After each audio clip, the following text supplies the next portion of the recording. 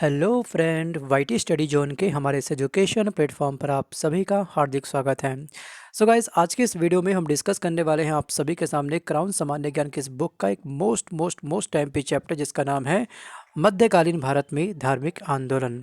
जानेंगे इस चैप्टर से संबंधित उन मोस्ट टाइम पे वन लाइनर क्वेश्चन को जिनकी आपकी आगामी परीक्षाओं में बनने की संभावना बहुत अधिक है। सो गाइस, इस वीडियो को ना तो प्लीज़ आप लोग लाइक करिए अभी, ना ही आप इस वीडियो को शेयर करिएगा, ना ही इस चैनल को प्लीज़ आप लोग सब्सक्राइब करिएगा। अगर लगता है कि ये चैनल डिजर्व करता है सब्सक्राइब के, लाइक एंड शेयर के, तभी करिए, अदरवाइज प्लीज़ ना करिएगा। लेकिन जितने हमारे ओल्ड एस्पिरेंट हैं उन सभी से मेरी रिक्वेस्ट ये है कि जल्दी से इस बुक को कर लीजिए आप लोग ओपन। पेज नंबर 67 पर आपको मिलेगा यह चैप्टर, जिसका नाम है मध्यकालीन भारत में धार्मिक आंदोलन। तो चलिए बिना वक्त गवाए शुरू करते हैं आज का अपना ये वीडियो। तो फ्रेंड, वीडियो की शुरुआत करने से पहले आप सभी एस्पिरेंट को मैं देना चाहूँगा एक प्यारी सी जानकारी। प्लीज़ इस जानकारी को आप ध्यान से ज़रूर सुनिएगा। सो आप सभी की हैवी डिमांड पर हम लेकर आ चुके हैं अनअकैडमी प्लेटफॉर्म पर आप सभी के लिए 2 फ्री लाइव क्लासेस जो कंडक्ट होती है डेली 6 PM एंड 8 PM पर। To unlock this classes use my code YTSZ10। लेकिन उससे पहले दोस्तों आपको एक बात ध्यान से सुननी है कि आप हमारी क्लास को फ्री में कैसे ज्वाइन करेंगे। सबसे पहले आपको प्ले स्टोर से डाउनलोड करना है अनअकैडमी लर्निंग ऐप को। जी हाँ, अनअकैडमी लर्निंग ऐप को डाउनलोड करिए। उसके बाद उस ऐप में आप करिए साइन अप। जी हाँ, साइन अप करने के बाद में आपको सर्च करनी है हमारी प्रोफाइल उमेश सर, और उस पर क्लिक करके हमारी प्रोफाइल पर आपको फॉलो पे क्लिक करना है। अदरवाइज़ आप इस वीडियो के डिस्क्रिप्शन बॉक्स में भी जा करके हमारी प्रोफाइल को फॉलो कर सकते हैं। पहला लिंक आपको मिलेगा हमारी प्रोफाइल का। सो ये दोनों ही क्लासेस बिल्कुल फ्री ऑफ कॉस्ट है। ऑल ओवर इंडिया से काफ़ी सारे एस्पिरेंट इस क्लासेस में पार्टिसिपेट करके स्वयं का मूल्यांकन करते हैं और एक अच्छा कॉम्पिटिशन्स अपने अंदर जनरेट करते हैं दोस्तों। क्योंकि दोस्तों अगर हम पढ़ रहे हैं तो हमको स्वयं का मूल्यांकन करना भी आवश्यक होता है। तो इस लाइव क्लासेस के माध्यम से आप स्वयं का मूल्यांकन करिएगा। Wish you all the best. और कहीं पर भी कोई भी डाउट है अगर आपके मन में, ठीक है, तो आप इस वीडियो पर अपना डाउट, अपना क्वेरी, अपना क्वेश्चन हमको सेंड कर सकते हैं टाइप करके कमेंट बॉक्स के माध्यम से। For more information check description. तो चलिए बढ़ते हैं आज के अपने इस क्लास की ओर। चलिए शुरू करते हैं मध्यकालीन भारत में धार्मिक आंदोलन। दोस्तों, मध्यकालीन भारत में जो धार्मिक आंदोलन का जो ओरिजिन हुआ था, आप ध्यान रखिएगा। आप इस बुक के साइड में एक छोटा सा फैक्ट लिख लीजिएगा जो आपको अच्छे से मालूम होना चाहिए। ये दक्षिण भारत में 7वीं सदी के दौरान हुआ था। ठीक है। अगर हम बात करें दोस्तों इसका वास्तविक ओरिजिन कब माना जाता है, मध्यकालीन भारत में धार्मिक आंदोलन की शुरुआत कब से मानी जाती है, तो दक्षिण भारत में बौद्ध और जैन धर्म के पतन के बाद जो युग आया था वो था आपका 7वीं सदी का युग, और इसी समय हमारे धार्मिक आंदोलन का ओरिजिन हुआ। तो चलिए शुरू करते हैं आज के अपने इस चैप्टर को। देखिए, मध्यकालीन भारत में मुसलमानों में सूफी संप्रदाय की प्रगति काफ़ी अधिक देखने को मिली। अब सूफी सांप्रदाय या फिर सूफी आंदोलन क्या था, इसके हम पॉइंट को करते हैं थोड़ा सा हाईलाइट अपनी इस बुक में। देखिए, पहला जो पॉइंट आपको रीड करना है, केवल इतना रीड करना है कि सूफी आंदोलन इस्लाम के रहस्यवादी तथा समन्वयवादी दर्शन की अभिव्यक्ति है। और वास्तव में जो इनका मेन जो इनका थॉट था, जो विश्वास था, किस थॉट पे था, तो इनका था आंतरिक प्रेरणा, सदाचार, मानवता और ईश्वर के प्रति प्रेम आदि पर ये अधिक बल देते थे। और जो सूफी संतों के जो मठ बने होते थे, ठीक है, इन मठों को किस नाम से पुकारा जाता है, तो एग्जाम में क्वेश्चन पूछा गया ये कई बार, खासतौर पर एसएससी के एग्जाम में। तो सूफियों के मठ को जो हम पुकारते हैं, हम बोलते हैं इसको खान खा। ठीक है। और संघ को, अगर दोस्तों इन सभी का एक संघ होता है, अलग अलग लोगों के मिलकर क्या बन गया, एक संघ बन गया, तो इस संघ को हम बोलते हैं क्या, वस्ल। ठीक है। जब इनका स्वर्गवास होता है, ठीक है, इन सभी की बनती है कब्र, और कब्र को बोलते हैं दरगाह। याद रखना, ठीक है, संघ को बोलते हैं वस्ल और कब्र को बोलते हैं दरगाह। और जो सूफियों का मठ होता है, ठीक है, जहाँ पे ये रहते हैं, उसे हम बोलते हैं खान खा। तो ये 2-3 फैक्ट आपको अच्छे से करने हैं अपनी बुक में हाईलाइट। अब बढ़ते हैं अगले पॉइंट पर कि अबू फजल की रचना एक अकबरनामा है। इसमें 14 मतलब कि 14 सूफी सिलसिलों का वर्णन हमको पढ़ने को मिलता है, जिनमें से 4 सिलसिले भारत में काफ़ी लोकप्रिय हैं। कौन कौन से, एक आपका चिश्ती सिलसिला, एक आपका है क्या, सुहरावर्दी, एक आपका कांदेरिया, और एक आपका नक्शबंदी सिलसिला। अब हम इस बुक में केवल इन्हीं सिलसिलों के बारे में हम डिस्कस करेंगे, क्योंकि इंडिया के अंदर है, क्योंकि इंडिया का आप एग्ज़ाम दे रहे हैं, तो कॉमन सी बात आपको इसके बारे में अच्छे से मालूम होना चाहिए। सो पहला जो आपका सिलसिला है वो है आपका चिश्ती सिलसिला। देखिए, चिश्ती सिलसिले के संस्थापक कौन थे, मोस्ट टाइम पे क्वेश्चंस है, ये है आपके अबू अब्दाल चिश्ती। लेकिन भारत में सबसे अधिक जो विस्तार किया था, ठीक है, संस्थापक भले ही आपके अबू अब्दाल चिश्ती क्यों नहीं थे, लेकिन वास्तविक रूप से जो इसको प्रचार प्रसार किया था, इसको अधिक से अधिक विस्तार किया था, वो क्या था, ख्वाजा मोइनुद्दीन चिश्ती ने।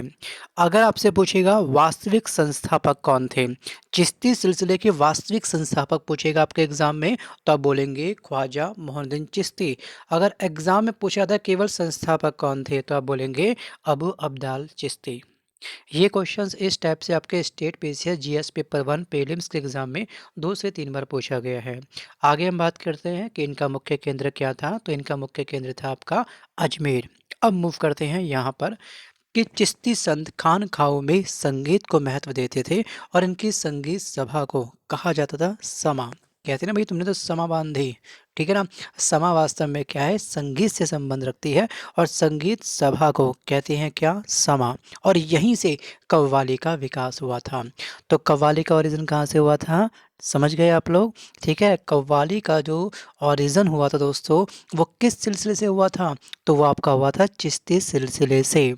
और ख़ास तौर पर दोस्तों ऐसे क्वेश्चन ना आपके, जैसे एमपीएसआई का एग्ज़ाम हुआ था एक बार 2013 में, वहाँ ये क्वेश्चन पूछा गया था कव्वाली से संबंधित कि कव्वाली का ओरिजिन कहाँ से हुआ था। डन। आगे हम बात करते हैं चिश्ती संप्रदाय के प्रमुख संत। अब इसमें एक है आपका ख्वाजा मोइनुद्दीन चिश्ती। इनको एक उपाधि भी प्राप्त है, इनकी उपाधि है सुल्तान उल हिंद की, इनको उपाधि प्राप्त थी और इनकी मृत्यु हुई थी 1236 में, याद रखना 1236 में। इनके दो प्रमुख शिष्य थे, एक थे शेख हमीउद्दीन नागौरी और एक थे आपके शेख कुतुबुद्दीन बख्तियार काकी। तो इसमें से ये जो पर्सनैलिटी है, इसके बारे में हम जरा पढ़ते हैं कि शेख हमीउद्दीन नागौरी, इनका जन्म दिल्ली में हुआ था और उनका कार्यक्षेत्र नागौर था। लेकिन आपको ध्यान रखना है कि मोइनुद्दीन चिश्ती ने नागौरी को सुल्तान उल तरीकीन इस उपाधि से नवाजा था, मतलब कि ए शाहों का बादशाह। जो कैपेबल नहीं है उनके लिए क्या है, ये मसीहा है, एक बादशाह है। तो ये उपाधि किसने किसको दी थी, याद रखना, मोइनुद्दीन चिश्ती ने ये उपाधि इनको दी थी शेख हमीउद्दीन नागौरी को। अगली पर्सनैलिटी है आपकी बख्तियार काकी। दोस्तों ये बख्तियार काकी जो था, ये इल्तुतमिश का समकालीन था और मोइनुद्दीन चिश्ती ने इन्हें बख्तियार कहते थे, ठीक है। मोइनुद्दीन चिश्ती इन्हें बख्तियार कहते थे और कुतुबुद्दीन ऐबक ने बख्तियार काकी की याद में ही कुतुब मीनार का निर्माण किया था। और आप जल्दी से मुझे कमेंट करिएगा कि कुतुब मीनार की आखिरकार हाइट कितनी है। लास्ट टू लास्ट वीडियो में आई थी जो हमने कुतुबुद्दीन ऐबक के बारे में डिस्कस किया था, ठीक है, वहाँ पे हमने इसके बारे में विस्तार पूर्वक बात करी थी। जितने मेरे ओल्ड स्टूडेंट हैं वो जल्दी से कमेंट करिएगा वीडियो को पॉज करके। चलिए बढ़ते हैं आगे। अगली पर्सनैलिटी है बाबा फरीद। इनका पूरा नाम, मोस्ट टाइम पे क्वेश्चन है, इनका पूरा नाम फरुद्दीन मंसूर शंकरे गज है, ठीक है। बाबा फरीद से गुरु नानक काफ़ी प्रभावित थे। अगर हम बात करेंगे गुरु नानक जी के आध्यात्मिक गुरु का नाम क्या है, एग्जाम में क्वेश्चन पूछा गया कई बार दोस्तों ये, तो इनके आध्यात्मिक गुरु का नाम है बाबा फरीद, ठीक है। इसलिए गुरु ग्रंथ साहिब में बाबा फरीद की शिक्षाओं का संकलन मिलता है। तो सीधे सीधे क्वेश्चंस आपके एग्जाम में ये होता है रेज कि गुरु गोविंद सिंह साहिब में आखिरकार किस पर्सनैलिटी का या फिर किस सूफी संत का संकलन या फिर उनकी शिक्षा हमको पढ़ने को मिलती है, तो ये हैं बाबा फरीद। और ये वाला क्वेश्चन आपका यूपीपीएससी प्रीलिम्स एग्जाम में खास तौर पे वर्ष 2011 था ये, और ये था आपका 2013, इन दोनों ही एग्जाम में ये क्वेश्चन पूछा गया है। चलिए आगे हम बात करते हैं निजामुद्दीन औलिया के बारे में। देखिए ये बाबा फरीद के क्या थे, शिष्य थे, ठीक है। निजामुद्दीन औलिया कौन थे, ये बाबा फरीद के शिष्य थे और ये एकमात्र सूफी संत थे जिन्होंने कभी भी शादी नहीं करी थी। बाकी संतों की शादी हुई थी लेकिन इनकी शादी नहीं हुई थी। और इनको महबूबे इलाही मतलब कि ईश्वर का प्रिय भी कहा जाता है। तो महबूबे इलाही ये उपनाम किस पर्सनैलिटी का है, तो ये उपनाम है निजामुद्दीन औलिया का। अगर हम बात करेंगे इन्हें एक और नाम से पुकारा जाता है, तो इनको कहते हैं योग सिद्धि। तो ये उपनाम किसका है, तो ये उपनाम है आपका निजामुद्दीन औलिया जी का। अब बढ़ते हैं अगले पॉइंट पर, सीधे आप मूव करेंगे पॉइंट नंबर 8 पर। बाकी ये इतने इंपॉर्टेंट नहीं, आप चाहें तो पढ़ सकते हैं, ठीक है, नॉलेज के लिए, बट हमको करना है एग्ज़ाम क्वालिफाई। हम केवल वही फैक्ट पढ़ेंगे जो आपके एग्ज़ाम की दृष्टि से काफ़ी इम्पॉर्टेंट है और प्रीवियस एग्ज़ाम में कई बार पूछे गए हैं। चलिए अब हम बात करते हैं शेख सलीम चिश्ती के बारे में। ये किसके समकालीन थे? तो ये अकबर के समकालीन थे और इन्हीं के नाम पर अकबर ने अपने पुत्र जहांगीर का नाम सलीम रखा था। जहांगीर का नाम क्या था बचपन का? सलीम था ना। तो इन्हीं के नाम पर अकबर ने अपने पुत्र का नाम सलीम रखा था। अब जो अगली पर्सनैलिटी है आपकी, ये आपका सोहरावर्दी सिलसिला, ठीक है। सूफी सिलसिले 4 थे ना, चिश्ती, सोहरावर्दी, कादिरिया और नक्शबंदी। अब हम बात कर रहे हैं सेकंड वाले की, ध्यान से पढ़िए इसको, कि सोहरावर्दी सिलसिले का प्रभाव उत्तर पश्चिमी सीमा प्रांत क्षेत्र में था। बस इतना आपको ध्यान रखना है। अब हम बात करते हैं यहाँ पर कादिरिया सिलसिले के बारे में। इसके संस्थापक कौन थे? तो इसके संस्थापक थे आपके अब्दुल कादिर जिलानी और उनकी मज़ार कहाँ पर है? तो इनकी मज़ार स्थित है आपकी बगदाद में, ठीक है। कहाँ पर है? बगदाद के अंदर। अब यहाँ पर आपको एक पॉइंट और ध्यान रखना है कि यहाँ पर एक पर्सनैलिटी है शेख मूसा। शेख मूसा किसके समकालीन थे? किस शासक के समकालीन थे? तो ये थे अकबर के समकालीन। नेक्स्ट पॉइंट सीधे मूव करिएगा नक्शबंदी सिलसिले को। इस पॉइंट को आपने करना है हाईलाइट कि ख्वाजा, क्या? ख्वाजा उबैदुल्ला नक्शबंदी इस सिलसिले के संस्थापक थे और शेख अहमद सरहिंदी को, ठीक है, मुजादिद मतलब इस्लाम सुधारक भी कहा जाता है और अकबर व जहांगीर के क्या थे? ये समकालीन थे। इन्होंने अकबर को दीन इलाही का विरोध किया था। अकबर ने जो दीन इलाही धर्म की स्थापना करी थी, क्या करा इन्होंने? इसका विरोध किया था। अगला पॉइंट देखते हैं यहाँ पर दोस्तों, कुछ फैक्ट हैं आपके लिए इस बुक में जो दिए गए हैं। आपको सेकंड वाला फैक्ट पढ़ना है ध्यान से कि शेख नसरुद्दीन को चिराग दिल्ली के नाम से भी जाना जाता है। चिराग दिल्ली, चिराग दिल्ली, जो लोग दिल्ली में रहते हैं उनको अच्छे से मालूम होगा चिराग दिल्ली। ये किस व्यक्ति का उपनाम है? तो ये आपका शेख नसरुद्दीन का। और जो सूफी संत में जो गुरु होते हैं, ठीक है, उन्हें किस नाम से पुकारते हैं? तो उनको हम बोलते हैं पीर। किस नाम से? उनको हम बोलते हैं पीर। जबकि गुरु के जो शिष्य होते हैं उससे हम क्या बोलते हैं? मुरीद बोलते हैं, ठीक है। क्या? गुरु को बोलते हैं पीर, शिष्य को बोलते हैं मुरीद। एज फॉर एग्जांपल, जैसे अभी आप मेरी क्लास को देख रहे हैं तो मैं आपका क्या हो गया? गुरु। या फिर आप कहीं से किसी और से भी पढ़ रहे हैं तो वो क्या आपके? वो हैं आपके पीर और आप उनके लिए क्या हैं? आप हैं मुरीद। बस बढ़ते हैं अगले पॉइंट पर कि सूफियों के संप्रदाय बासरा जो शरीयत के आदेशों को मानते थे। एक थे आपके क्या? बेसरा मतलब कि जो शरीयत के आदेशों का उल्लंघन करते थे और प्रत्येक सूफी सिलसिले का प्रधान, ठीक है, जितने भी सूफी सिलसिले हैं, अभी हमने 4 सिलसिले पढ़े ना, इन सब का एक एक प्रधान होता था। इन सभी के प्रधान को जो हम कहते हैं, ये कहते हैं खलीफा। मतलब चिश्ती सिलसिले का प्रधान होगा खलीफा, सोहरावर्दी सिलसिले का प्रधान क्या होगा? खलीफा होगा, ठीक है, कदरिया का खलीफा, नक्शबंदी का खलीफा। तो कहने का अर्थ ये है कि प्रत्येक सूफी सिलसिले का प्रधान खलीफा कहलाता था। एग्ज़ाम में सीधे ये क्वेश्चंस पूछा गया है कि आखिरकार प्रत्येक सूफी सिलसिले का प्रधान को किस नाम से जाना जाता था या फिर पुकारा जाता था? तो ये थे खलीफा। आगे हम बात करते हैं, औरंगजेब ने सरमद नामक सूफी संत को मृत्युदंड दिया था। क्या दिया था? मृत्युदंड। किसने दिया था? औरंगजेब ने। किसको दिया था? सरमद नामक एक सूफी संत थे उनको। और हाँ, अगर हम बात करें औरंगजेब के बारे में तो औरंगजेब को बोलते हैं जिंदा पीर, ठीक है, जिंदा पीर। अब दोस्तों यहाँ पर आपको भक्ति आंदोलन से संबंधित ये वीडियो को पॉज करके एक बार ये पूरा का पूरा जो पैराग्राफ है पहले वाला उसको आप अच्छे से पढ़ लीजिएगा, ठीक है। हम बात करते हैं यहाँ पर कि भक्ति आंदोलन का विकास 7वीं और 12वीं शताब्दियों के बीच में दक्षिण भारत में हुआ था। जैसे हमने आपको स्टार्टिंग में बताया था ना, देखिए दक्षिण भारत में क्या हुआ था कि बौद्ध और जैन धर्म के पतन की शुरुआत हो गई थी, ठीक है, और 7वीं शताब्दी के आरंभ में आपका धार्मिक आंदोलन स्टार्ट हुआ। आगे हम बात करते हैं यहाँ पर सीधे यहाँ पर एक पर्सनालिटी इंपॉर्टेंट है आपके शंकराचार्य। भक्ति आंदोलन के प्रमुख संतों में शंकराचार्य एक ऐसी पर्सनालिटी हैं जो मोस्ट टाइम पे हैं। शंकराचार्य जी के बारे में अगर हम बात करें तो इनका जन्म पूर्णा नदी के किनारे, ठीक है, मालाबार मतलब केरल नामक स्थान पर 788 ईस्वी में हुआ था। कब हुआ था इनका? 788 ईस्वी में इनका जन्म हुआ था। और उन्हें प्रच्छन्न बोध भी कहा जाता है। क्या कहते हैं? प्रच्छन्न बोध। ये संज्ञा किस पर्सनैलिटी को प्राप्त है, या फिर ये संज्ञा प्रच्छन्न बोध की संज्ञा किस संत को प्राप्त है, किन संत को प्राप्त है? तो उनका नाम है शंकराचार्य, क्योंकि उन पर बौद्ध धर्म के शून्यवाद का प्रभाव था। उन्होंने ज्ञान मार्ग के अंतर्गत, ठीक है, निर्गुण ब्रह्मा की उपासना पर बल दिया था। आगे हम बात करते हैं। शंकराचार्य ने बद्रीनाथ में ज्योति मठ, ठीक है, हमारे पीठ कितने हैं पता है आपको? हमारे पीठ जो कुल 4 हैं, इन चारों के संस्थापक कौन हैं? तो वह है शंकराचार्य। क्या नाम है इनका? शंकराचार्य।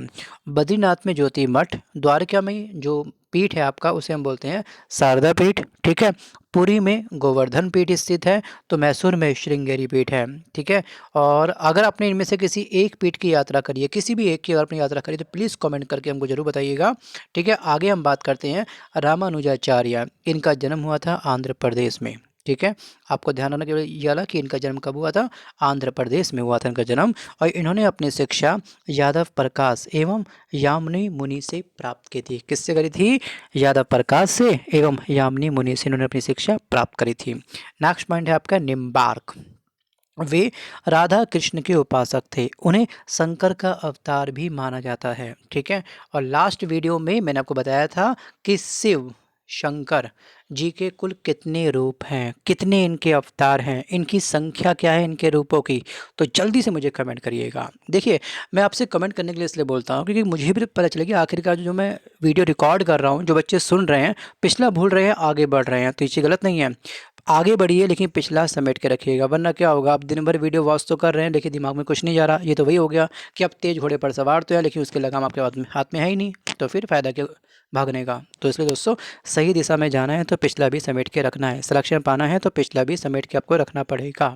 चलिए आगे हम बात करते हैं शिव के कुल कितने अवतार हैं। आई होप्स आपने आंसर भेज दिया होगा। तो इसके अवतार हैं कुल कितने? 18। भगवान शिव के जो टोटल रूप हैं वो कितने हैं? 18। आगे हम बात करते हैं कि ये किसके समकालीन थे। दोस्तों, ये रामानुजाचार्य के क्या थे? समकालीन थे, निम्बार्क। आगे हम बात करते हैं दोस्तों कि माधवाचार्य, 13वीं सदी की बात है ये। उन्होंने द्वैतवाद दर्शन प्रतिपादित किया और वे आत्मा और परमात्मा को अलग अलग मानते थे। आत्मा अलग है, परमात्मा अलग है। वे लक्ष्मी नारायण के उपासक थे। बहुत ही फेमस पर्सनैलिटी हैं माधवाचार्य। ये किसके उपासक थे? लक्ष्मी नारायण के। नेक्स्ट पॉइंट है आपका वल्लभाचार्य, ठीक है। वल्लभाचार्य से संबंधित आपको बुक में जो हाईलाइट करना है वो केवल ये करना है कि ये किस सिद्धांत का प्रतिपादन करते थे। दोस्तों, ये आपका शुद्धाद्वैतवाद सिद्धांत का इन्होंने प्रतिपादन किया था। और इन्होंने सुबोधनी और सिद्धांत रहस्य जैसे धार्मिक ग्रंथ लिखे थे। एग्जाम में आपसे पूछता है कि सिद्धांत रहस्य इस ग्रंथ के लेखक कौन है, इनका नाम क्या है? तो इनका नाम है दोस्तों वल्लभाचार्य। मोस्ट टाइम पे ये आपका ग्रंथ है सिद्धांत रहस्य। सुबोधनी भी पूछा गया है, लेकिन ये आपके जो MTS का एग्ज़ाम होता है SSC का, वहाँ पूछा गया केवल 1 से 2 बार। लेकिन पता नहीं भैया एग्ज़ाम क्या है। एग्ज़ाम कहते हैं, एग्ज़ाम एक जंगल के समान होता है। अगर शिकार किसी खरगोश का करना है तो हथियार कम से कम टाइगर के लेके चलो, ना जाने कब किससे कहाँ मुलाकात हो जाए। Think about it. चलिए बढ़ते हैं अब अगले पॉइंट पर। अगला पॉइंट हमारे सामने ये रहा, रामानंद। ये रामानुज के शिष्य थे। क्या थे? रामानंद किसके शिष्य थे? रामानुज के। मतलब कि रामानंद के गुरु का नाम क्या था? तो इनका नाम था रामानुज। इनका जन्म इलाहाबाद में हुआ था और वे भक्ति आंदोलन को दक्षिण भारत से उत्तर भारत की ओर लाए थे। पहले जो ज्ञान था वो क्या था? इस तरफ जा रहा था हमारे इंडिया का ज्ञान, लेकिन यहाँ का ज्ञान ये यहाँ लेके आए उत्तर दिशा में। इन्होंने काफ़ी प्रचार प्रसार किया। ये कौन थे? इनका नाम था रामानंद। जो एग्जाम में पूछा गया स्टेट पीसीएस में कई बार कि भक्ति आंदोलन को दक्षिण भारत से उत्तर की ओर ले जाने वाले कौन से व्यक्ति थे, ठीक है, कौन से संत थे, ठीक है, तो वो कौन थे? वो थे दोस्तों आपके रामानंद। याद रखिएगा इनके नाम को। आगे हम बात करते हैं दोस्तों कि उनके 12 शिष्य में कौन कौन से शिष्य इंपॉर्टेंट है। आपको याद रखना है कि धन्ना एक जाट था, सेनादास एक नाई था, रविदास एक चमार था और कबीर क्या था? एक जुलाहा थी। तो ये सभी पर्सनैलिटी इंपॉर्टेंट है। कबीर के बारे में अगर हम बात करें तो वे सिकंदर लोदी के समकालीन थे। किसके समकालीन थे? सिकंदर लोदी के समकालीन थे। इन्होंने दोहों का एक संकलन किया था। इन्होंने बहुत सारे दोहे लिखे थे और उन दोहों का एक संकलन किया था जो हमको मिलता है बीजक के अंदर। याद रखना, उनके दोहों का संकलन बीजक में संग्रहित है, जिनका संकलन किसने किया था? भोगदास ने किया था। नेक्स्ट पॉइंट है कबीर व धर्मदास के बीच हुए संवादों का संकलन हमें कहाँ मिलता है? एक तरफ कबीर, एक तरफ क्या? धर्मदास। इनके बीच में जो कम्युनिकेशन हुआ था, ठीक है, संवाद जो हुआ था, उन सब का कंपाइलेशन जो किया गया है वो किया गया है अमर मूल के अंदर। और इनकी मृत्यु दोस्तों मगहर में हुई थी। अब ये मगहर कहाँ पे है सुन लीजिएगा। मगहर आपका संत कबीर नगर जो उत्तर प्रदेश में स्थित है, एक छोटा सा शहर, यहाँ पे इनका स्वर्गवास हुआ था, देहांत हुआ था। सो आगे हम बात करते हैं गुरु नानक जी के बारे में। गुरु नानक जी का जन्म लाहौर में तलवंडी, जो वर्तमान में कहाँ पर है? ननकाना नामक स्थान पर, एक खत्री परिवार में हुआ था। ठीक है, ये किस परिवार से संबंध रखते हैं? एक खत्री परिवार से संबंध रखते हैं। याद रखना इनके ज्ञान के बारे में कि ये किस चीज़ पर विश्वास करते थे। ये कर्म एवं पुनर्जन्म में विश्वास करते थे। मतलब कि जैसा कर्म होगा वैसे ही क्या होगा? मनुष्य का पुनर्जन्म होगा। तो इसलिए कर्मों पर ध्यान जरूर रखिएगा। ठीक है, कर्मों पर ध्यान जरूर रखिएगा। जब भी आप दोस्तों लंगर वगैरह खाते हैं ना, तो वहाँ पे ये 3 बातें खास तौर पे लिखी होती हैं जो गुरु नानक का एक सबसे बड़ा ज्ञान है। उसमें से एक ज्ञान ये भी होता है कि जो हम कमा रहे हैं उसका कुछ हिस्सा हम लोग भगवान को भी दान जरूर करें। इसलिए दोस्तों जो भी दान वहाँ पे आता है, तो इसलिए जो ये गुरुद्वारे वगैरह होते हैं आपको हर जगह लंगर मैक्सिमम देखने को मिलता है। और इनका दिया हुआ जो भी दान होता है आम आदमी का, वो साफ आपको देखने को मिल जाता है। बाकी दोस्तों मैं इस पर कुछ ज़्यादा टीका टिप्पणी नहीं कर पाऊंगा क्योंकि ये यूट्यूब चैनल है और यहाँ पे ये सब बातें पब्लिक हो रही हैं। तो मैं फिलहाल इस चीज़ को दूंगा पूर्ण विराम। बढ़ेंगे अगले पॉइंट पर कि वे सूफी संत बाबा फरीद से क्या थे? प्रभावित थे। जैसे कि अभी हमने कुछ समय पहले जाना, उन्होंने शिष्य बनाए जो सिख कहलाने लगे। जो भी उनके शिष्य थे ना, वो क्या बन गए? वो उनको एक नाम दिया गया, उनको नाम दिया गया सिख। और उनका निधन कहाँ पे हुआ था? करतारपुर में हुआ था। और ये कहाँ पे दोस्तों? करतारपुर याद है ना अभी आपको? करतारपुर कॉरिडोर जो ओपन हुआ है लॉकडाउन के बाद में, ये कहाँ पर स्थित है? पाकिस्तान में। आगे हम बात करते हैं चैतन्य महाप्रभु। जी हाँ, चैतन्य महाप्रभु वही है जिनका इस्कॉन टेम्पल आप देखते हैं। ठीक है, इस्कॉन टेम्पल के फाउंडर कौन है? तो ये है चैतन्य महाप्रभु। इनका जन्म बंगाल के नवद्वीप नामक स्थान पर हुआ था। और अगर हम बात करेंगे इनका जो वास्तविक नाम था या फिर चैतन्य महाप्रभु जी का जो बचपन का नाम था, वो क्या था आपका? विशंभर। क्या नाम था? विशंभर। और बचपन में इनका जो नाम था दोस्तों वो क्या था आपका? निमाई। ठीक है, क्या नाम था इनका? इनका नाम था निमाई, बचपन का नाम। कुछ लोग निमाई बोलते थे, डॉक्यूमेंट में कह सकते हैं हम लोग इनका नाम विशंभर था। बट आगे जाके जो फेमस हुए वो क्या हुए? चैतन्य के नाम से फेमस हुए जब इनको ज्ञान की प्राप्ति हुई। इन्होंने कृष्ण को अपना आराध्य माना। ठीक है, चैतन्य महाप्रभु का देहावसन कहाँ पे हुआ था? स्वर्गवास कहाँ पे हुआ था इनका? इनका हुआ था पुरी के अंदर। आगे बात करते हैं दादू दयाल। इनका जन्म दोस्तों अहमदाबाद में एक जुलाहा परिवार में हुआ था और ये कबीर के अनुयायी थे। किसके थे? कबीर के अनुयायी थे दादू दयाल। और इन्होंने संप्रदाय की स्थापना करी थी। किसकी करी थी? ब्रह्मा संप्रदाय की इन्होंने स्थापना करी थी। सो आगे हम बात करते हैं, थोड़ा सा और बढ़ते हैं। सिख धर्म के गुरु। सबसे पहले जो गुरु हैं दोस्तों वह हैं आपका गुरु नानक। सिख धर्म के संस्थापक थे। और जो लंगर की परंपरा है हमको कहाँ से मिलती है देखने के लिए? इसका ओरिजिन किसने किया था? शुरुआत किसने करी थी? तो ये करी थी गुरु नानक जी ने। नेक्स्ट पॉइंट है आपका गुरु अंगद। तो गुरुमुखी लिपि के आविष्कारक कौन है? गुरु अंगद। ये फैक्ट आपको अच्छे से ध्यान रखना है। नेक्स्ट पॉइंट है आपके सामने गुरु रामदास। इन्होंने अमृतसर नगर की स्थापना करी थी। अगर हम बात करेंगे अमृतसर इन्होंने नगर कब बसाया था, वो वर्ष आपको ध्यान रखना है। एग्ज़ाम में 2-3 बार पूछा गया है। तो ये आपका वर्ष है आपका 1577। इस बुक में साइड में आप ब्रैकेट में ये चीज़ लिख लीजिएगा। नेक्स्ट पॉइंट है आपका गुरु अर्जुन देव। मोस्ट टाइम पे पर्सनैलिटी गुरु अर्जुन देव। दोस्तों इन्होंने गुरु ग्रंथ साहिब या आदि ग्रंथों का संकलन भी किया था। ठीक है, और आपको एक चीज़ और ध्यान रखनी है कि स्वर्ण मंदिर की नींव किसने रखी थी? गुरु अर्जुन देव जी ने रखी थी। ठीक है, ये आपको रखना है ध्यान। अगर हम बात करें दोस्तों इनको एक मुग़ल शासक थे जिनका नाम था जहांगीर। इन्होंने क्या करी थी? फांसी दी थी। किनको? इनको, अर्जुन देव को। अब वहीं पे एक पर्सनालिटी और है, हम आगे डिस्कस करेंगे इनके बारे में। देखिए हरगोविंद, इन्होंने अकाल तख्त के ये क्या थे? संस्थापक थे। कौन?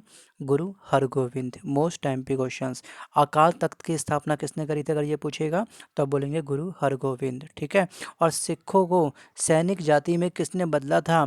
ये भी कौन थे? गुरु हरगोविंद। अगली जो पर्सनैलिटी आपको रखनी है ध्यान, वो है कौन? गुरु तेग बहादुर। अब इनसे संबंधित आपको फैक्ट ध्यान रखना है कि इस्लाम कबूल न करने के कारण औरंगजेब ने क्या करा था? इनका सिर कटवा दिया था।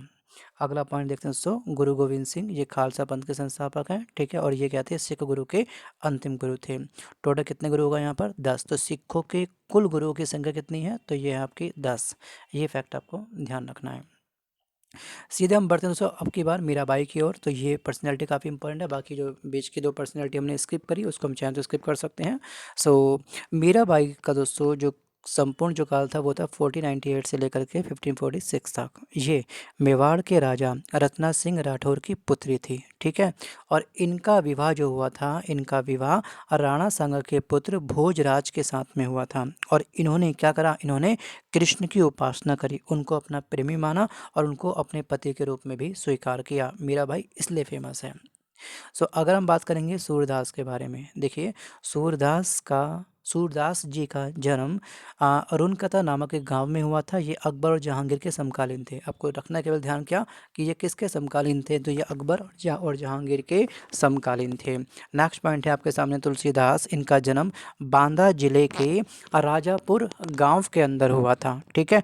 ये अकबर के समकालीन थे। सूरदास अकबर और जहांगीर के समकालीन थे, जबकि तुलसीदास जो थे दोस्तों ये केवल मात्र अकबर के समकालीन थे। इनकी जो रचना रामचरितमानस है जो अवधी भाषा में लिखी गई थी, और इनकी रचनाएं गीतावली, कवितावली, विनय पत्रिका आदि हैं।